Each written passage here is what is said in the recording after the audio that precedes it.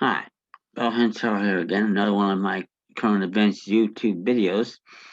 And this one's going to be dealing with the project I'm developing to go after the bastards after we beat them in the quote unquote courtroom, almost never ever going to see a jury.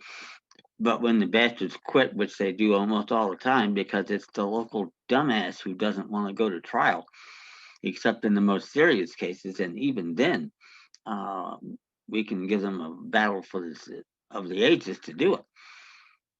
But point is, as in my Oakland case and my South Carolina case, stellar examples of this, and you hit them as I did in both cases with 800 pages or close to it in pleadings, and they don't know how to respond to one paragraph.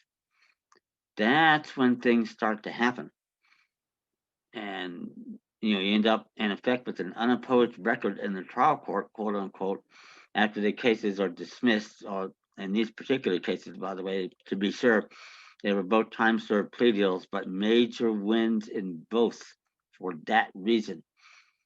And especially because they knew they could not have me on the witness stand in front of a jury in either case.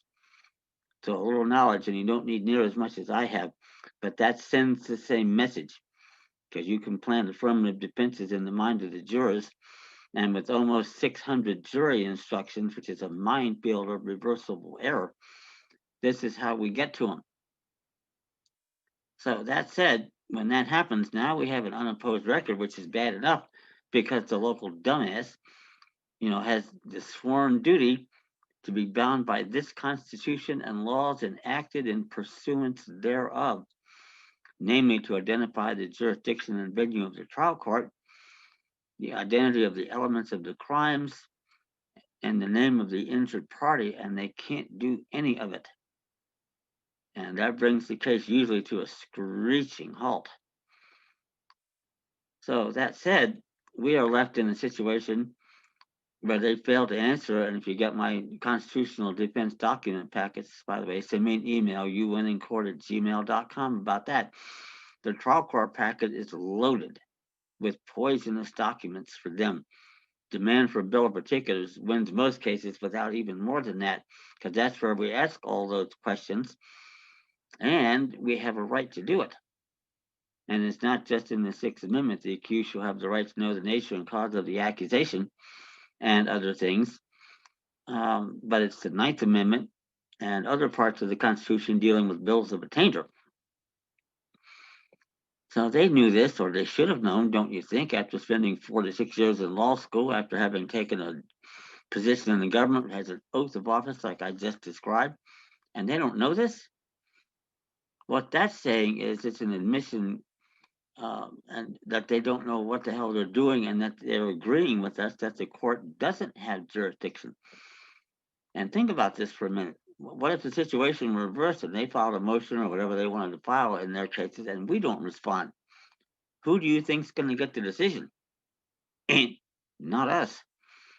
Doesn't work both ways. And with them, with the sworn duty to do it. So that's why I'm developing this attack with an offensive action, basically called a petition for redress of grievance. But there's more to it than that, as you will learn. Those of you that want to take advantage of the work I do and see how far we can go with this. So it gets interesting in a hurry because now we have what looks like what I call a pervasive, pernicious pattern and practice of premeditated criminal, if not treasonous, violations of our rights. And this is not me saying it, by the way. This is the Supreme Court in terms of the treason part. Case called Cohen, Cohens v. Virginia, 6 week 264, page 403. If they exercise jurisdiction they don't have, that's treason. If they fail to exercise jurisdiction they do have, that's treason.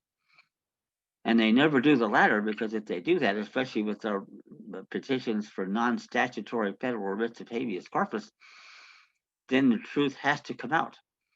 Or they concede, in effect, that they've suspended the writ of habeas corpus, which can't be suspended except in times of rebellion or invasion. Noting here that the BS COVID pandemic isn't anywhere close to that state of affairs. So that said, we now get to the point we want to file a petition for redress, and believe me, with what we're going to have going on here, there's going to be no litigation. And in fact, it's to our advantage not to file any complaints at first, but we send letters out probably initially to the risk management department of your local county and explain to them the situation and that they should get the checkbooks out and pay off in accordance with the magnitude of the violations of rights which the record has established and will continue to establish. And or we send love letters out to the perps, a lot of official actors here that are guilty of crimes that are going to be career-ending events, if not more than that, and tell them to get their checkbooks out and make it worth our while. And we have a hell of a lot of leverage, not only with the record I've just discussed, but with the record I personally have in multiple jurisdictions over multiple decades, relevant, admissible, documentary evidence. And that tells the idiot attorneys on the other side that we're an odds-on favorite to beat their usually reliable motion to dismiss under Federal Rules of Civil Procedure 12b6. And if we survive that, and by the way, most of the civil rights BS cases, 95+% of those hit the circular file on the first motion, we are going to be what looks like a prohibitive favorite to beat that motion. And if that's the case, they're going to be left in a position where they have no affirmative defenses and not a whit of immunity, even limited immunity, let alone absolute quote unquote judicial immunity, which is hard to place when you're sitting there in a federal legislative tribunal. And that's when the checkbooks come out. If we get beat on their motion to dismiss on the record we can set, that gives us a direct shot at the 9/0 farts, aka the U.S. Supreme Court. And in their original jurisdiction, asking a couple of questions. One of them is, if we're wrong about all this, and we were wrong in the trial court, quote unquote, why didn't the local dumbass tell us about the errors of our ways while obeying his oath of office? And if that's not true, then if we're still wrong and the case gets to you in Washington, D.C., if we're wrong, we need to know why in order to know how to fix it. This by invoking our right to instruct our representatives to do what it is we want them to do and get rid of laws that stand in the way of our rights secured by the Constitution. A major federal issue. And I don't think I've ever seen anything like that before the 9/0 farts in the 230 years they've been around. That's the kind of bargaining leverage we're going to have. And on top of that, you get me in the mix, and I'm going to be a key witness in any case that happens to get before a jury. And I can tell you that's never going to happen in 5 decades. I've not seen one, and I'm not going to. They can't take the risk there. And if you study and learn my materials, and it won't take near as much expertise as I have, they're not going to want you on the stand either. Because we're not saying civil rights here. That's 14th Amendment, and those of you that watch my videos know I can destroy the 14th Amendment. It never existed from day one. Actually, prior to day one, since the 904 rule, the Reconstruction Act of 1867 was unconstitutional, but weren't allowed to announce the opinion at that time, and it's never come to the public's attention. So these are the areas I'm talking about here. And we have a great opportunity to not only make a good chunk of change in a short amount of time, but make changes in the way the system does business. Long overdue for arguably 150 years. If that seems overly optimistic, maybe it is, but my 5 decades of intense, passionate, and independent research of the Constitution, history, and laws of the United States have put me in a position where I can do it. If that Constitution remains in effect, and it's going to be difficult, if not impossible, for the 9/0 farts to say to the American people it doesn't. Recent events to the contrary notwithstanding, we'll get to that in another video. But it's really good business, and I'm ready to move forward with that, and we can move quickly. Because, like I say, no litigation. Not only are we not going to file complaints, doing it in the first place will reduce our leverage. Because once things become public like that, that's part of our leverage, and they pay us for our forbearance and not doing that. So there's a lot of good things can happen here. If you want to do that, send me an email, youwinningcourt@gmail.com, And we'll talk about that and talk about acquisition of my modestly priced constitutional defense document package so you can get up to speed on the issues and handle things at your own end, even though I'm going to be always in the wings waiting to make a Zoom appearance at any contested hearing or, God forbid for them, jury trial and testify as a witness. And I'll be looking forward to that, by the way. The trial starts Monday morning. They asked me the first question about constitutional law.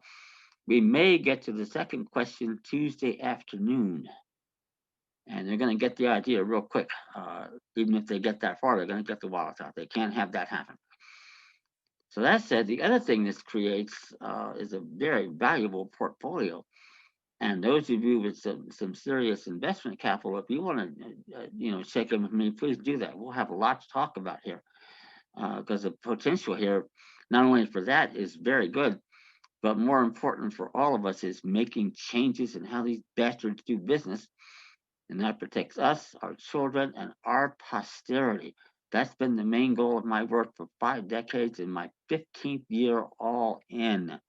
And that's why they can't beat us in front of a jury because we're not there for the money. We want to make changes and get back the government we had, or at least get close to it. It wasn't perfect to start with, I get that. But that said, it was a hell of a lot better than what we have now. So anybody with some serious investment capital, we'll have things to talk about. So check in with me, youwinnincourt@gmail.com. And to all of you out there, like the videos, tell your friends, subscribe, get the word out. Because the more cases we have like this, the quicker we get the bastards off our backs. And long overdue. Thank you.